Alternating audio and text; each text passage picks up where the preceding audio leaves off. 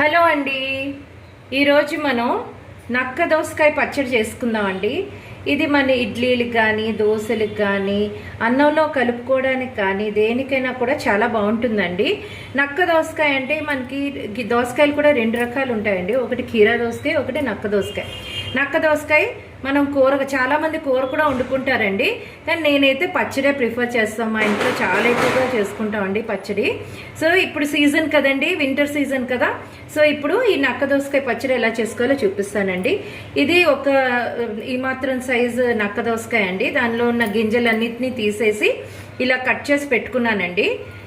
ఇది ఒక 2 టొమాటోస్ అండి, ఒక 5 పచ్చిమిరపకాయలు, చిన్న చింతపండు అండి. చిన్న చింతపండు వేస్తే టేస్ట్ వస్తుందని చెప్పి చింతపండు వేస్తానండి నేను. జీలకర్ర, సాల్ట్. ఇప్పుడు దీన్ని పోపు వేసుకుందామండి. పోపు వేసుకొని మీకు చూపిస్తానండి. కళాయి ఆన్ చేసుకొని కళాయి పెట్టుకుందామండి. స్టవ్ ఆన్ చేసుకున్నాను. కొంచెం ఒక 2-3 స్పూన్స్ ఆయిల్లో వేసుకుందామండి. కొంచెం వేడయ్యాక మనం అందులోని ఈ జీలకర్రని వేసుకోవాలండి. ఫస్ట్ ఆఫ్ ఆల్ మనం జీలకర్రని వేసుకోవాలండి. జీలకర్ర వేసుకుందామండి. జీలకర్ర వేసుకున్నాక మనం ఇప్పుడు ఒక్కొక్కటి ఇందులో వేసుకోవాలండి. చూడండి, జీలకర్ర కొంచెం వేగుతుంది కదండి. ఇప్పుడు ముందు పచ్చిమిరపకాయలు వేసుకుందామండి.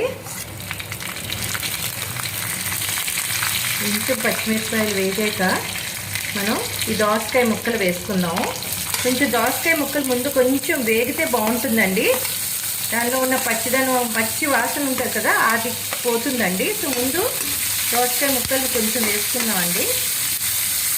దోసకాయ ముక్కలు కొంచెం ఇలాగా ఆయిల్ అంతా దోసకాయ ముక్కలకి ఇలా కొంచెం ఆయిల్ పట్టాక మనం ఇప్పుడు ఇందులోని ఈ టమాటా ముక్కల్ని కూడా వేసుకుందామండి. చాలామంది మనకి ఇందులోని ఉల్లిపాయ కూడా వేసుకుంటారండి, కానీ నేను ప్రిఫర్ చేయను. ఉల్లిపాయ దోసకాయలు టమాటా వేసుకుంటాను. చాలామంది ఇందులో ఉల్లిపాయ కూడా వేసుకొని సేమ్ ఇందులోని ఇలాగే పోపులోనే ఉల్లిపాయ కూడా వేసేసుకుంటారండి.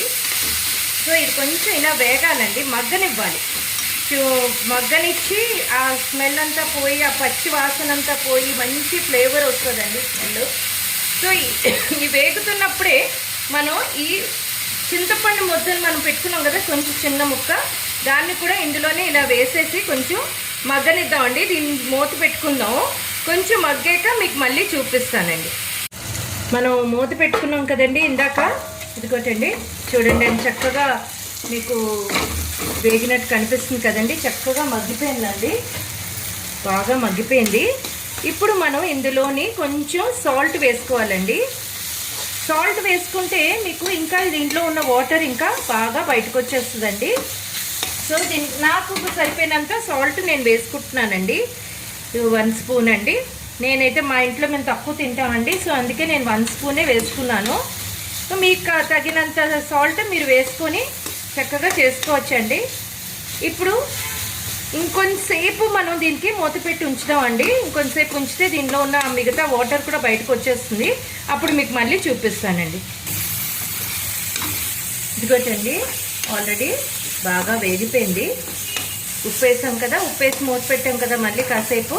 ఇదిగోటండి, ఇప్పుడు దీన్ని మీరు తీసేసి కొంచెం చల్లారాక మీరు దీన్ని మిక్సీ చేసి పెట్టుకోవచ్చండి. నేను మిక్సీ చేసాక మీకు మళ్ళీ పచ్చడి చూపిస్తానండి. కొంచెం వాటర్ వేసి మీరు తిప్పుకోవాలండి ఇది. సో అది మళ్ళీ నేను మిక్సీ చేసి పచ్చడి చేసాక మీకు చూపిస్తానండి. ఇదండి దోసకాయ పచ్చడి. మీకు చూపించాను కదండి నేను దోసకాయ అంతా ఎలా వేపు పెట్టుకున్నానో.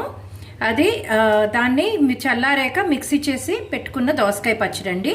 ఇప్పుడు దీంట్లోని జస్ట్ ఆవాలు, జీలకర్ర, ఎండుమిరపకాయలు పోపు వేసుకుని ఇందులో పోపు వేసేసుకోవటమేనండి.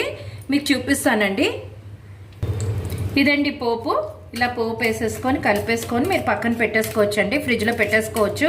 మీరు దీన్ని అన్నంలోని తినొచ్చు, అలాగే దోశలకి, ఇడ్లీలకి, గారెలకి దేనితోనైనా నంచుకొని తినొచ్చండి. ఇదండి ఈరోజు రెసిపీ, దోసకాయ పచ్చడి, నక్క దోసకాయ పచ్చడి అండి. దీన్ని మీరు దేనితోనైనా తినొచ్చండి. Bye bye. నేను మళ్ళీ ఇంకొక కొత్త రెసిపీతో మీ ముందుకు వస్తానండి. Bye bye.